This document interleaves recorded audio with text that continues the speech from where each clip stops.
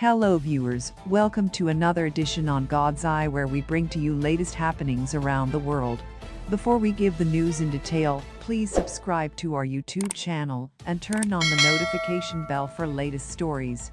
Russian army in Ukraine arms to help defeat Putin before new revolution. Experts believe disgruntled Russian forces are planning to surround Putin, wrest control from him, and install a new leader in the Kremlin. A prominent Russian opposition politician has said Russian soldiers fighting in Ukraine will try to overthrow Vladimir Putin because his special operations are stuttering.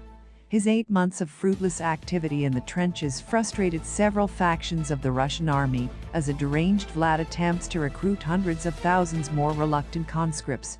This, along with reports of shortages of equipment and ammunition, contributed to a dramatic drop in morale, paving the way for a new Russian revolution, in which a new president could rise to power. Ilya Ponomarev was a member of the Russian parliament from 2007 until 2016, and was the only government figure to vote against the annexation of Crimea. Ponomarev said Putin's military actions in Ukraine have set the stage for a new Russian revolution, in which a new president could come to power. He told Newsweek, "I don't think it can happen. That is why we are preparing for this and preparing military units together with the Russians in Ukraine, fighting side by side with the Ukrainian army on the front line. They are in a decisive situation against Russia, ready to go a moment."